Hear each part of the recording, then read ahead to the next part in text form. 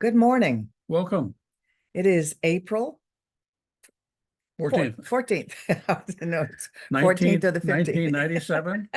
2024. Okay. And our topic today is how big is your God? We're not going to talk about President Reagan. No. How big is your God? We wanted to talk about this because we noticed that everybody, uh, even though they have possibly attained an idea of God that is no longer a man living on a throne in the sky, that we have to beg and plead if he finds us in his favor to please award us our wishes. We've learned a bigger idea of God, which is a metaphysical idea that God is not a man, but a creative energy that is everywhere present. And we are one with that. And this God or creator or infinite intelligence is always creating. That's what it does. It's always creating. And it creates galaxies and multiverses and all of that, but it also creates our experience based on what we think and believe. And so what we spend time thinking about is what God creates for us, really. We don't even have to do a lot of that creating. We just have to be thinking about it in an expectant and positive way. Because if we are thinking about what we fear and hope won't happen, guess what we're creating? What we're entertaining in our mind. And so Bob came up with the title of How Big is Your God? Because do you want to speak to that? Oh, I think my God varies in size on a daily basis, depending on whether I'm doing what you were talking about, which is seeing God as a person in the sky. And I don't never see God in the sky. Generally, he's on a recliner, a really nice recliner, yeah. But because he really wants to be comfortable, and he's got a really big screen TV. Anyway, what I was thinking about was I was on Facebook earlier, and when I'm on Facebook, there is a whole galaxy of people, if you will, that are available that I can talk to. I have some 5,000 friends, so I've been told. And all of those people are connected to the same network, even if they're not on. And they're all part of the same network. And so when I access that application, I access all of that whole domain, if you will, of possibility, but I can't see it. I wouldn't know it was there if I hadn't been told. And in some ways, what I'm thinking is that God is an extraordinary network. God is an incredible weaving, and all of us are in the weaving. And whatever happens to any of us happens to all of us, even though we don't know it. You know, we've been watching, and we love to watch nature programs. And when you watch nature programs, what you discover is that what's happening in the ocean is affecting the mountains. What's happening in the mountains is affecting the ocean, and that it's all interrelated. It's all connected.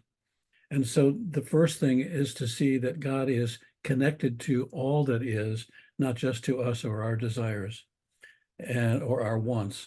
And then the second piece of that is if God is connected to everything and we are a part of everything, our choice of action has an implication for everything. That is, when we throw a piece of garbage out into the street, that garbage now is affecting the universe that we live in, not just the street that we live on. That garbage that we've thrown on the street has an impact on everything and on consciousness and on life. So the question I would ask is, how are we participating in life as a blessing, as a source of good, as a source of aliveness, as a sort of a possibility for good? And to what extent are we caught up in our own small thinking, in our own small world, and in our own small God? I was watching the other day, there was a car accident, and the person said, one other person was injured seriously, and thank God I wasn't. And like God had, yeah, let's take out that one, but not this one. Thank God, yeah. Yeah, right. God favored me. If it That's wasn't, back to that if it God wasn't for favored God, me. I wouldn't. Well, maybe if there were a God that takes out some people and not others, maybe it could have prevented the accident if it were a he. But I mean, so we have this. People do the same thing in tornadoes Oh, I and know, I storms. know. I prayed to God and God saved me, but not the next door neighbor. And apparently he didn't pray hard enough or loud enough, or it was out of range. But the absurdity of that is that by making God that small, we also limit our ability to see a world in which all things are possible. So when we make God a person and make God a male person and put God in the sky, God has only limited things that he can do or it can do.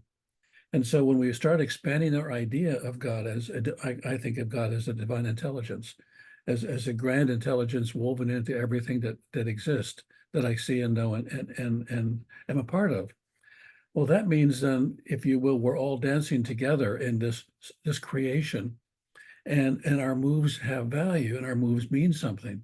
Or I have my God, you have your God, my God's bigger than your God or better than yours. And that's a sad commentary on being, you know. I think the most absurd thing that I ever saw, and this is when I believed in an old-fashioned God, when I mean a God in the sky, man. And when I would go to football games, and I was in the cheering squad, and I not the cheerleaders, but the marchers, and it was so ironic. Before the football game would start, each team would huddle and say a prayer, and they were praying to God to please let us win. Like God would have a favorite team, you know. And I thought at the time that was pretty absurd. How could God have a favorite team? But that is how absurd our praying has been, that we were taught as kids. Mhm. And we were talking about the fact that even when you have a more enlightened idea of what God is, in disasters and emergencies, we still tend to revert to, "Oh, dear God, please favor me with whatever it is I desire." I heard a woman on television say right after these tornadoes this year, she said, "Well, I asked him to protect me and my house, and he did. I forgot to ask him to protect my barn." So it was taken. Okay. So So how it's big is done your unto God? you according to your belief. Right, right. Interesting. So, but we wanted to discuss this idea, and also when you're praying, you know, you were saying you can pray to the Father, you can pray to Jesus, Holy Spirit. Catholics even pray to saints, because they like to think that they're talking to a real person, even if it's in spirit. And this idea of praying to, or doing how we do our affirmative prayer, that there's not a person to talk to. You are just acknowledging that there is a creative energy that responds by corresponding to your thoughts, expectations, strong desires. So if you throw a stone in the water, there are ripples, and those ripples affect everything around where the stone was thrown. And so every thought we have, every prayer we have goes into this sea of possibility and creates ripples. And it does connect. It connects with everything that's around us.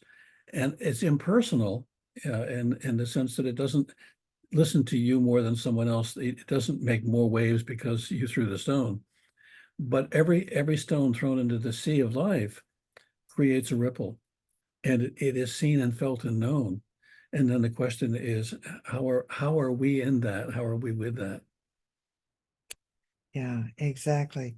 Um, uh, with this idea of praying to a person, all of the main religions, the three largest religions, excluding Buddhism, but Judaism, Islam, and Christianity all had um, rules, very strong rules, that you were not to make graven images of God. Because when people did that, they would tend to make golden calves and things like that people would worship, and they were trying to avoid that. And we were listening to a raised a comedian who was raised very Orthodox Jewish, and when he shared the things that he was taught, it sounded very much like our teaching. We were really surprised. He he was saying that when that God lived in you, and when you were kind to another person, or whatnot. That was God's kindness coming through you. And all good deeds were God expressing through you. I thought that was really very advanced, and I did not know that about Judaism, or especially this fundamentalist sect of Judaism. It sounds like they really started out with quite an advanced idea, and we just like to talk to a person. So we have a tendency to want to, as I say, pray to saints, or a person like Jesus. We want to make Jesus our God. And we believe that Jesus is the Son of God, but we believe, so are we, that all humans are sons and daughters of God, of the creative energy that created all life. But we tend to like to relate to a person like that, as people used to with their kings and Mhm. queens. So it's a little harder to love a creative energy. It's a little harder to love an infinite intelligence. But you can love the way it operates when you understand and use the way it And you operates. could think about the intelligence, the divine intelligence, the love that you seek as existing from within, because what is in you is in all.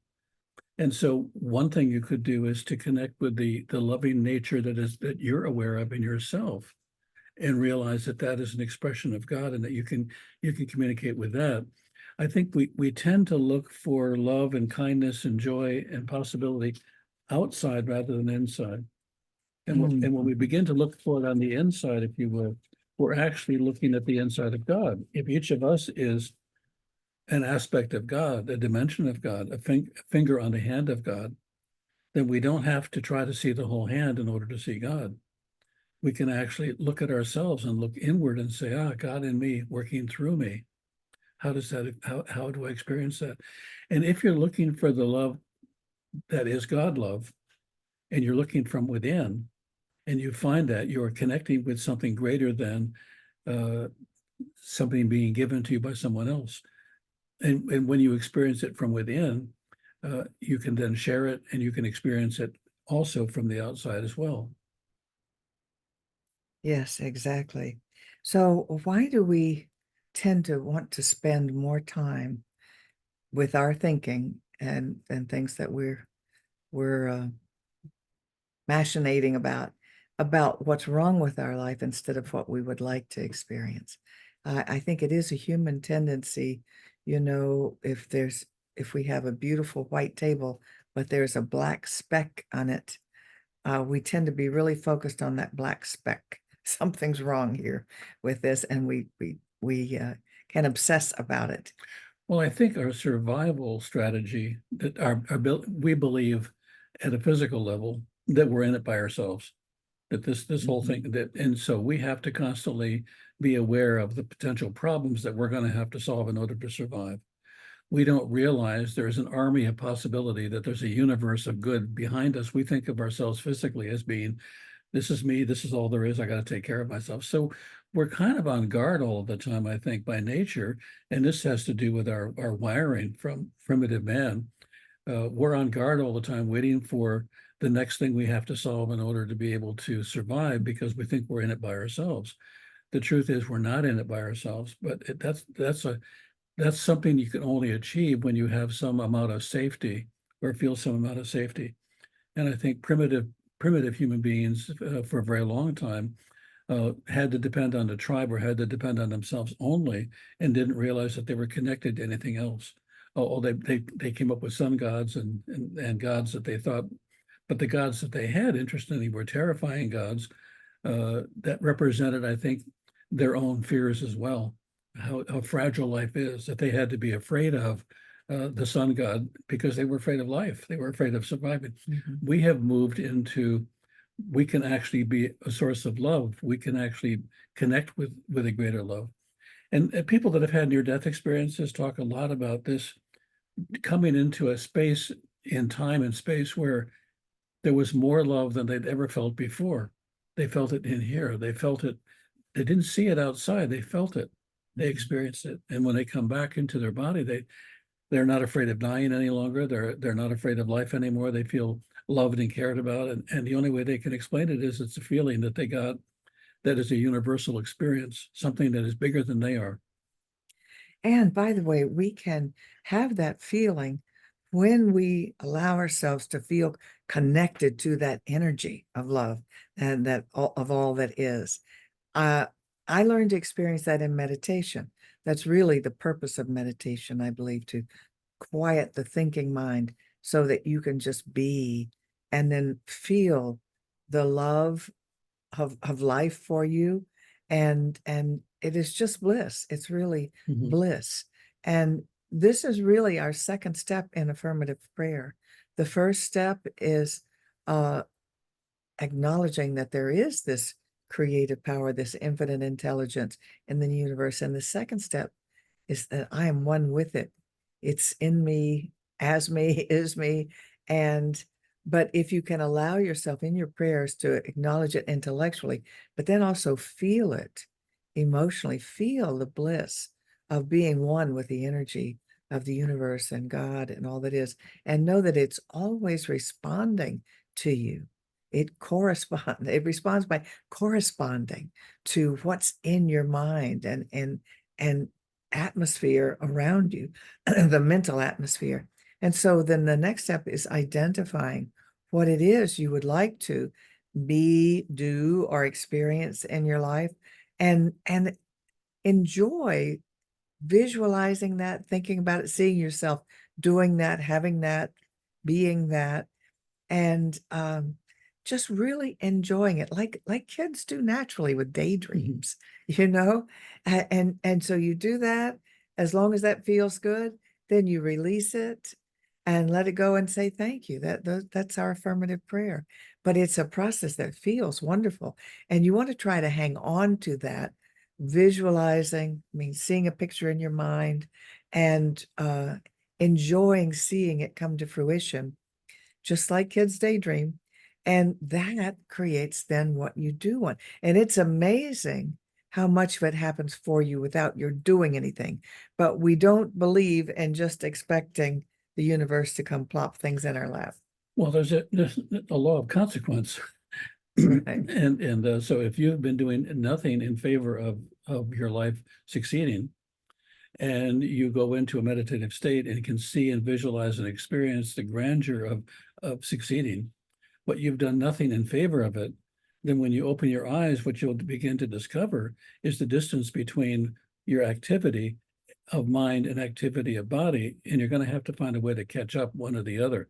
You're going to have to find a way to match those. It was originally called our affirmative prayer was originally called spiritual mind treatment. And so we tend to shorten that, call it treatment or treating. And so we have a phrase that just sums it all up, which is with this kind of prayer work, you need to treat and move your feet. Mhm. Move your feet in the direction of that. In other words, what I noticed when I first started doing is I started getting all kinds of ideas. Oh, I could do this to improve my business, or this is an idea that would expand, whatever I want to expand. And so you pay attention to those ideas and move on them. You don't just sit and do nothing and wait for God or the universe to do everything for you. That it doesn't work that way. So, and why would you want it to? Mhm. Because you get the experience of being a co-creator when you are a partner with source. Mhm. But if it just, and sometimes things do seem to just happen for you. But if you think back to, well, what was I doing in my mind with that? Was I imagining it? Was I seeing it coming to fruition? Or was I worrying that it wouldn't happen? That's what we tend to do. And for example, illness, especially if you are having physical pain, it's hard to imagine feeling wonderful. And but it's something that we need to do, whether it's easy or not. We need to imagine ourselves totally well, vibrant, and healthy, because that then starts the consciousness of that. The consciousness is the energy of your whole mind and being. So I have to ask myself, what is the wake of my activity? What is the wake of my activity, and does it match what I say I want to have in my life, or what it is that I'm visualizing? The wake of the experience. I mean, if you're in a boat and you're moving in a direction, there's a wake, and when you stop the boat or turn the motor off, the boat continues to move in that direction. If when you meditate, you notice that the wake of pain and suffering is continuing, then that represents the consciousness that you've had, the consciousness you've been living in. And now it's an opportunity to make a change. When you say treat and move your feet, what you're saying is see it in your mind, say it, feel it, know it. Now move in that direction. And that may be doing some undoing of the things that have been in the way of that. When I've often talked to people who've done prayer work, they'll say, I prayed and I prayed and I prayed, and wow, I sure hope it works. And when they say, I sure hope it works, they've just made a declaration of doubt.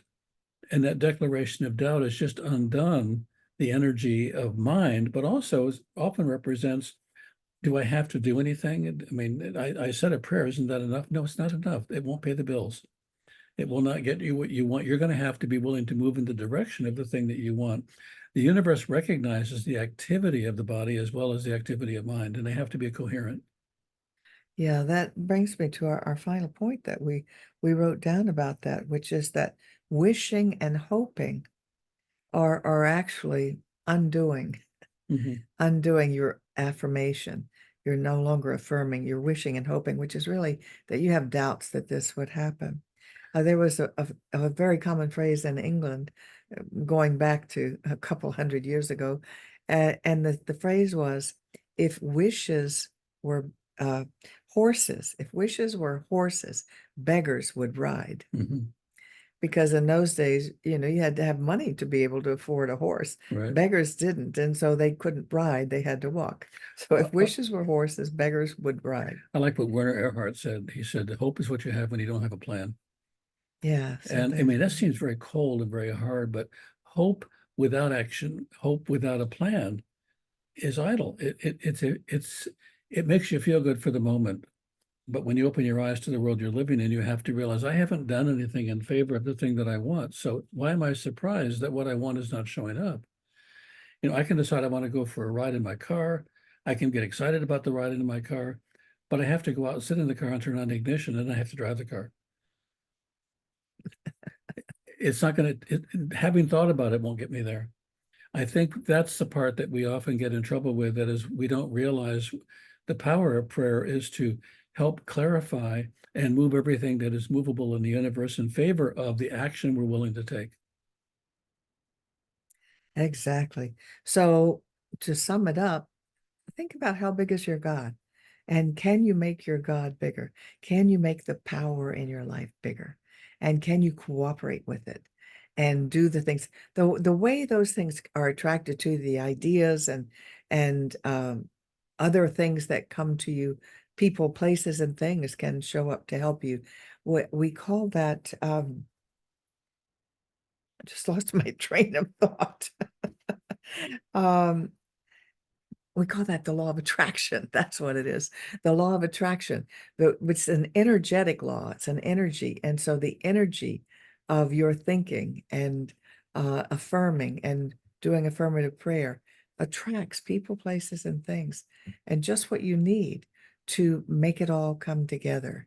So it's all energy. We are all energy. And you're moving energy in a way that is positive for you when you learn and practice affirmative prayer. Great. Well done. And so it is. So we would like to take this opportunity to invite you to support this ministry with your financial good, because of course it takes money. And many of you participate automatically by signing up for some automatic form of giving. And we're very pleased that you do that. And we thank you for that. So this is a first page of our website. If you have not found a way to give, you can just go to our website, which is CSL, Center for Spiritual Living, palmbeaches.org, and go to one of these buttons and click on ways to donate. And when you do, it'll show you ways that you can make a donation. So we like to say affirmation, an affirmative prayer here about our supply and circulating it. So say with us, my investment today is made with the full realization that God is the source of my supply and returns it to me enriched and multiplied. And so it is. And that is what happens when you expect it. And so, don't we have to No, end this one? no, just go over and talk about that one. I don't, you think so? Yeah. It's not covered in green. So I am going to end the sharing. Stop share. Okay, and then I'm going to do it again because I want to show that.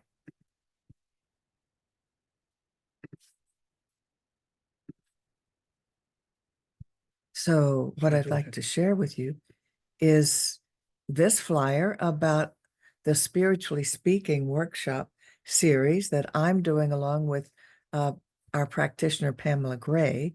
And it is Power Your Decisions. And the one that is coming up, the series that's coming up April 20th, which is next Saturday, is on creative expression. And in this one, many people are signing up because they would like to be more free in their expression of art or writing or doing something creative. And that's fine. This will definitely help in those directions. But it's also about creating your life, what the steps you need to do to create your life, being brave enough to make changes in your life, to bring about the changes in your life. So it's very empowering.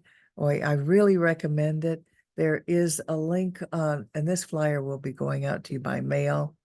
I believe this is the link that you use to sign up for the class. It's $100. It's a 3-hour class, and the first one was so well received. So I know the second one will be too. It goes on one a month. In May, there's one on health and well-being, and in June, it's living richly. So again, Pamela and I teach this class, and we, oh, here is the link. Register online at poweryourdecisions.com. So we invite you to join us. And now we're going to end the recording. There.